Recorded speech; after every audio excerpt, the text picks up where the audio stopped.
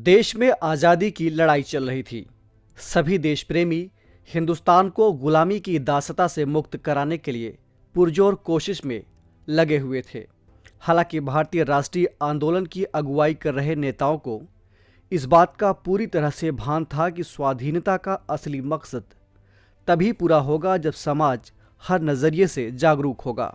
जागरूकता के इस एजेंडे में सबसे बड़ा मुद्दा था महिलाओं की स्थिति में सुधार और लैंगिक बराबरी। समाज सुधारक धोंडो केशव कर्वे अथवा डीके कर्वे का नाम और काम इसी लिहाज से ऐतिहासिक और महत्वपूर्ण माना जाता है। नमस्कार, पुण्यतिथि विशेष के इस खास कार्यक्रम में आप सभी का स्वागत है। मैं हूं केसरी पांडे और इस एपिसोड में हम बात करेंगे भारत के महान समाज सुधारक धोंडो केशव कर्वे की।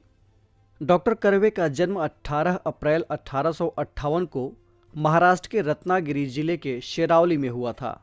उनके पिता का नाम केशव पंत और माता का नाम लक्ष्मीबाई था। गणित विषय में स्नातक की डिग्री प्राप्त करने के बाद केशव एल्फिंस्टन कॉलेज में अध्यापक हो गए थे। अपनी पहली पत्नी की मृत्यु के बाद 1893 में उन्होंने अपने मित्र की विधवा बहन गोपूबाई से शादी कर ली। भारत में उन्होंने महिला शिक्षा और विधवाओं की स्थिति को सुधारने के लिए अथक प्रयास किए थे। केशव का मानना था कि भारत में महिलाओं की शिक्षा तक पहुंच न होना ही उनकी दयनीय स्थिति का कारण है। इस दिशा में कार्य करते हुए डॉक्टर कर्वे ने साल 1907 में एक महिला विद्यालय की स्थापना की। अपने इसी काम को आगे बढ़ाते हुए साल 1916 में उन्होंने पुणे में महिला विश्वविद्यालय की स्थापना में बहुमूल्य योगदान दिया। बाद में पुणे के इस महिला विश्वविद्यालय का नाम श्रीमती नथीबाई दामोदर ठाकरसी विश्वविद्यालय रख दिया गया। डॉक्टर कर्वे ने शहरी और ग्रामीण दोनों इलाकों की महिलाओं की शिक्षा के लिए काम किया था। उदाहरण के तौर पर साल 1936 में उन्होंने महाराष्ट्र ग्राम प्राथमिक शिक्षा समिति की स्थापना की थी। इसके अलावा 19वीं और 20वीं सदी में भारत में विधवाओं की हालत भी काफ़ी दयनीय थी।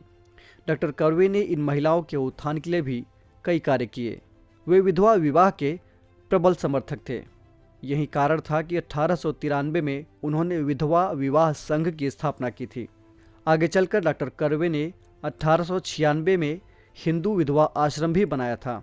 उनके सामाजिक क्षेत्र में उल्लेखनीय प्रयासों के कारण उन्हें कई पुरस्कार प्रदान किए गए। वर्ष 1955 में भारत सरकार ने डॉक्टर कर्वे को पद्म भूषण से और साल 1958 में देश के सर्वोच्च नागरिक सम्मान भारत रत्न से सम्मानित किया था। साल 1962 में आज ही के दिन यानी 9 नवंबर को 104 वर्ष की दीर्घायु में केशव ने संसार को अलविदा कह दिया।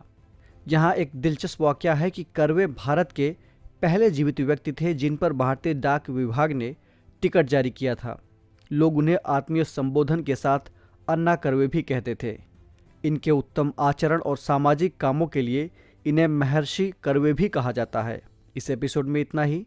हम फिर मिलेंगे एक नए कार्यक्रम के साथ। तब तक के लिए इजाज़त दीजिए। नमस्कार।